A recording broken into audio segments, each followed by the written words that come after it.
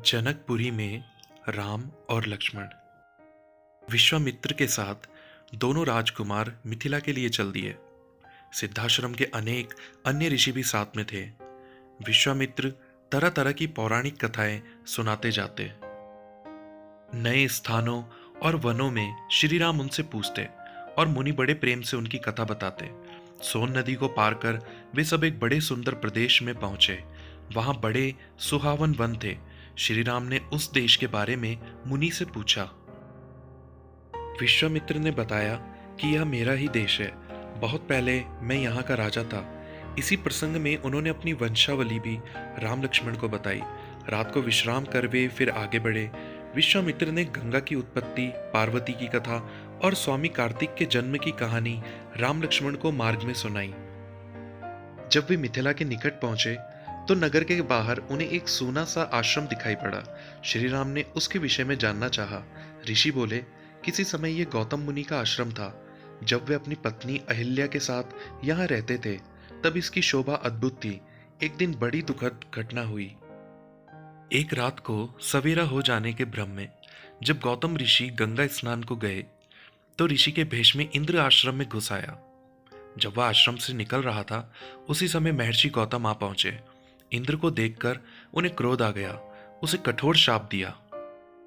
उन्होंने अहल्या का भी त्याग कर दिया।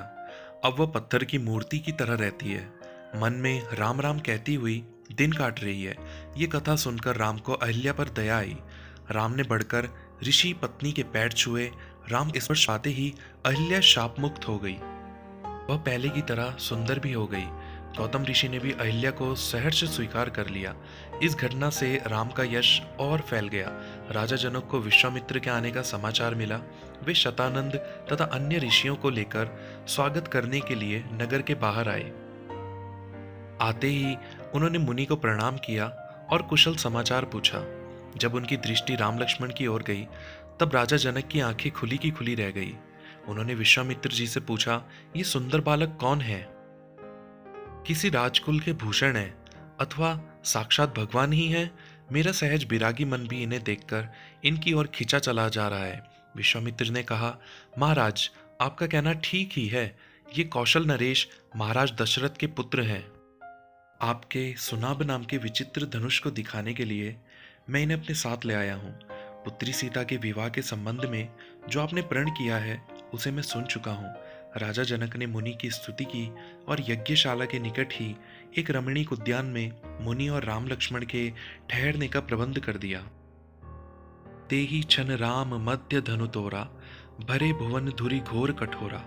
अगले दिन गुरु विश्वामित्र के साथ राम लक्ष्मण यज्ञशाला में गए। राजा ने उन्हें एक ऊंचे आसन पर बैठाया।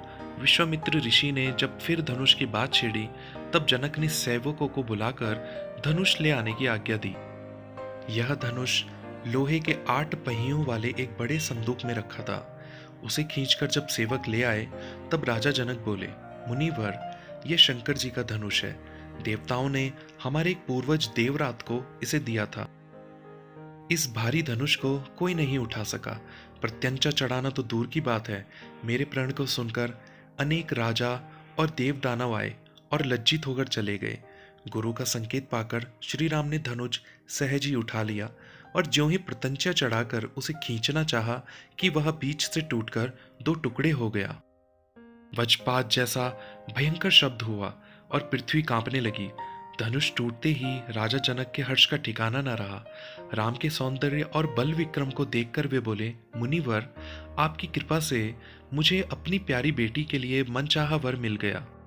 अगर आपकी अनुमति मिल जाए तो मैं महाराज दशरथ के पास संदेश भेजकर बारात ले आने का निमंत्रण भेज दूं। विश्वामित्र बोले, अब क्या पूछना, शुभ कार्य में देर क्यों की जाए। राजा जनक ने अपने चतुर मंत्रियों को शीघ्रगामी रथ द्वारा अयोध्या जाने की आज्ञा दी।